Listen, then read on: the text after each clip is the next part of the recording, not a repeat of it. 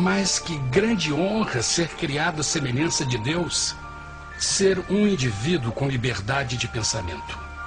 No princípio, o homem não percebia a sua nudez. Provavelmente porque antes do pecado ele estava vestido de glória e luz.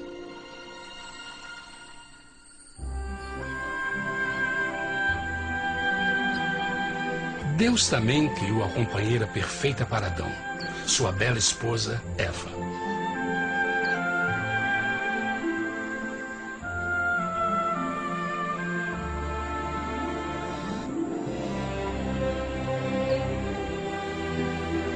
O feliz casal foi colocado em um magnífico jardim perfeitamente projetado para aumentar sua felicidade. Para Adão e Eva e as outras criaturas da terra, também foi dado o privilégio divino de procriar a sua própria imagem. A intenção de Deus foi que a raça humana tivesse domínio sobre este paraíso perfeito para sempre. Eternamente felizes e saudáveis, trabalhariam com a flora do jardim de Deus, enquanto desfrutariam o afeto e companhia de todas as criaturas sob seus cuidados. O ambiente que nossos primeiros antepassados experimentaram foi muito diferente do mundo de hoje. As rosas não tinham espinhos, os insetos não mordiam nem picavam, e os leões e as ovelhas brincavam juntos. Mas a grande bênção era os humanos viverem em perfeita harmonia com seu Criador. A cada 7 dias, Adão e Eva descansavam de seu prazeroso trabalho e gozavam de uma comunhão com a visita de seu Criador. Era um mundo esplêndido e maravilhoso. E esse estado de felicidade teria continuado eternamente se nossos primeiros parentes tivessem mostrado fidelidade com uma simples prova. Mas da árvore do conhecimento do bem e do mal, dela não comerás, porque no dia em que dela comeres, certamente morrerás. Visto que o adversário havia contaminado o universo com sua rebelião, o Senhor viu a necessidade de uma simples prova de amor e lealdade. Lembrem que os anjos bons acabaram de ver 1/3 de seus amigos serem expulsos do céu durante a guerra. Como estariam seguros de que esses novos humanos não se uniriam a Lúcifer e causariam problemas? Então o Senhor plantou uma árvore no jardim, uma árvore cujo fruto não deveria ser comido sob pena de morte. Ao passar por esta simples prova de obediência, Adão e Eva mostrariam a lealdade para com Deus e a fé em sua palavra. Ainda mais, era uma prova de amor. Por isso, Jesus disse em João 14, se me amais, guardais meus mandamentos. Mas alguém mais soube desta prova de fé e estava determinado a usá-la em seu favor. Satanás estava com inveja dos humanos que desfrutavam da bendita vida que ele perdeu. Sua feliz existência estava em total contraste com a sua, que agora estava cheia de culpa, pecado e miséria.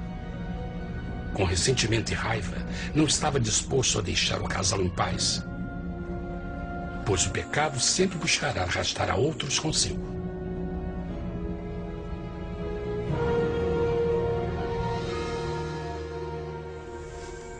Então um dia, quando Eva estava concentrada em seu agradável trabalho, se viu sozinha e muito perto da árvore proibida. Foi quando Satanás viu sua oportunidade. Através de uma serpente hipnotizante, o anjo caído chamou Eva até a árvore e a envolveu em uma conversação.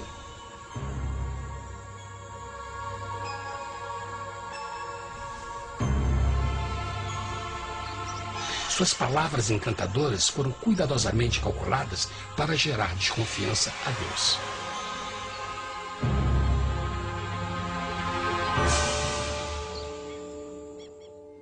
A serpente replicou à mulher, de modo algum morrereis. Deus sabe que no dia em que dele comerdes, vossos olhos se abrirão, e sereis como Deus, conhecedores do bem e do mal. A mulher notou que a árvore era boa para comer, pois era atraente aos olhos e desejável para alcançar sabedoria. Colheu o seu fruto e comeu. Deu também ao seu marido, que comeu assim como ela. Tragicamente, quando Eva escutou a suave e sedutora voz do tentador, começou a ter certas dúvidas da palavra de Deus. A serpente enganou-o com a promessa de grande poder e sabedoria. Isso chamou sua atenção. Além disso, aparentemente um fruto deu à serpente a habilidade de falar. Que outros poderes poderia dar a ela? E mesmo tendo acabado de conhecer a serpente, ela confiou em sua palavra acima da de Deus, quem a criou, e lhe deu um paraíso para viver. Então Eva comeu o fruto proibido e convenceu seu esposo a fazer o mesmo. Adão poderia ter escolhido ser fiel a Deus, mas colocou seu amor pela esposa acima do seu amor por Deus. Quando os nossos primeiros parentes mostraram lealdade ao inimigo, o domínio da terra foi tomado por Satanás. Não sabeis que, vos oferecendo a alguém para lhe obedecer, vos tornais escravos daquele a quem obedeceis? Ninguém pode servir a dois senhores. Este mundo agora seria o último campo de batalha entre o bem e o mal. E o coração de cada homem e mulher seria o prêmio. Adão e Eva não se deram conta desse tempo, mas seu momento de desconfiança e desafio abriria as comportas do sofrimento de milhões de pessoas durante milhares de anos.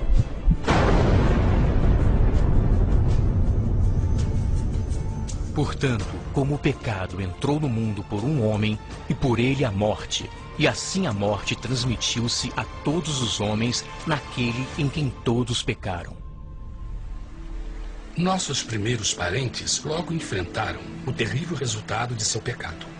Em estado santo, Adão e Eva resplandeciam com túnicas de glória. Depois de pecarem, suas túnicas naturais de luz se desfizeram e eles ficaram mortificados com a sensação de sua nudez. Vergonha e temor tomaram lugar de sua alegria e paz e trataram de cobrir sua nudez com folhas.